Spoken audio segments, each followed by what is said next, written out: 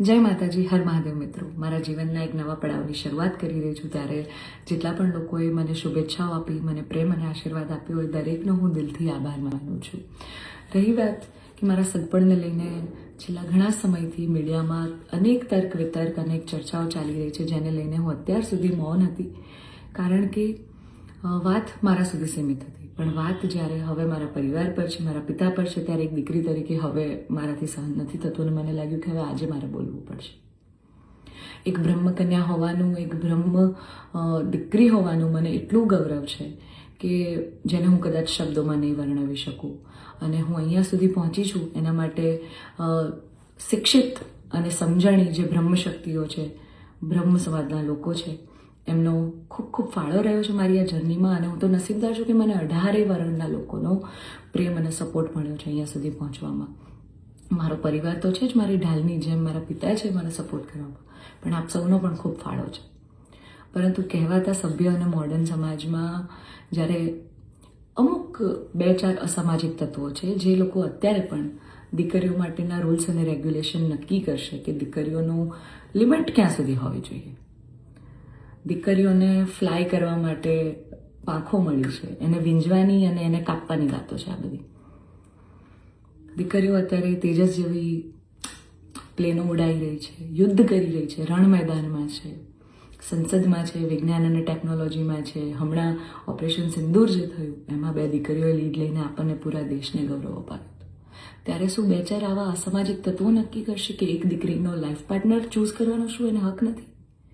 હું બહુ નસીબદાર છું કે મને એવો પરિવાર ને એવા પિતા મળ્યા છે જે મારી ખુશીમાં ખુશ થાય છે અને મારા નિર્ણયને જે મેં હરખે વધાવી લીધો છે. કારણ કે ઓફકોર્સ હું એક એવા પરિવારમાં જઈ રહી છું કે જે આખો ભક્તિમય પરિવાર છે.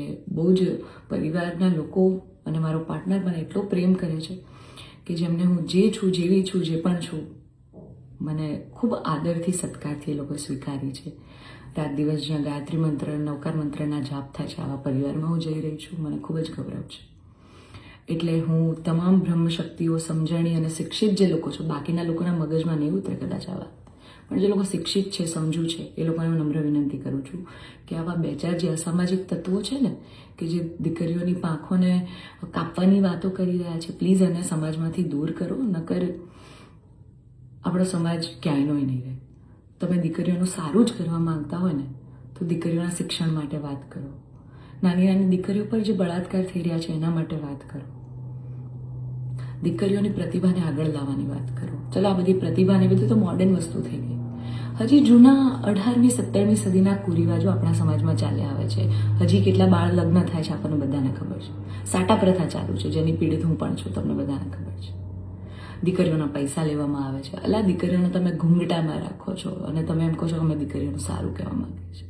એક બાજુ દીકરીઓ તેજસ જેવી ફ્લાઇટો ઉડાઈ રહી છે, આર્મીમાં છે, નેવીમાં છે, અને એક બાજુ દીકરીઓ ઘૂંઘટામાં છે. એના પરથી જ ખબર પડી જાય છે કે ક્યાં કેટલો વિકાસ છે.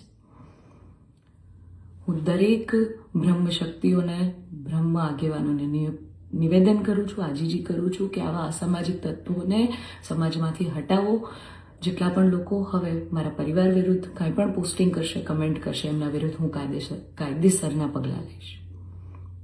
કારણ કે એક દીકરી તરીકે, બ્રહ્મકન્યા તરીકે, જ્ઞાતિના નીતિ નિયમો પ્રમાણે જ્યારે હું ચાલતી હતી ત્યારે નાતના જ કોઈક લોકોએ મારા પરિવાર પર ચીટ કર્યું, અમને અંધારામાં રાખ્યા. એક દીકરી એક સગપણમાં હોય અને તો પણ બીજી સમાજમાં ક્યાંક લગ્ન કરી લે, તમને 2-2 વર્ષ સુધી છુપાવે, તમને ક્યાંય નહીં. તો જ્યારે આ આફત આવી ત્યારે મેં નક્કી કર્યું કે ભાઈ હું આ રિલેશનમાં નહીં રહું. મેં મારા પરિવાર માટે સ્ટેન્ડ લીધું. અને કોઈ છોકરાને શું, જ્યારે પરિવાર માટે અને મારા પિતા પર જ્યારે વાત આવશે ને ત્યારે હું ભગવાનને પણ છોડવાની તાકાત ધરાવું છું. એ દીકરી છું હું, બરાબર છે? એટલે આપ સૌને નમ્ર વિનંતી છે કે જેમ દેશની દરેક દીકરીઓ પોતાના જીવનની શરૂઆત કરે છે, એમ મેં પણ એક શરૂઆત કરી છે. આને પહેલાં તો કોઈ વિશેષ મોટો મુદ્દો બનાવવાની જરૂર નથી. અને આવા જે અસામાજિક તત્વો છે કે આમ કરશું, નાત બાર કરશું, અરે ભાઈ, તમને 5000માં કોઈ પગાર પર નોકરી રાખવા તૈયાર નથી. તમે તમારા ઘરનું અને તમારું સંભાળો પહેલાં તો. અને આવા અસામાજિક તત્વોને, તમામ બ્રહ્મશક્તિઓને, શિક્ષિત અને સમજણા જેટલા લોકો છે એમને મારી વિનંતી છે કે આવા સામાજિક તત્વોને તમે દૂર કરો સમાજમાંથી, જેથી દીકરીઓ ડરે નહીં અને એમની પ્રતિભા આગળ આવે અને સમાજનો વિકાસ થાય. જય માતાજી, હર મહાદેવ.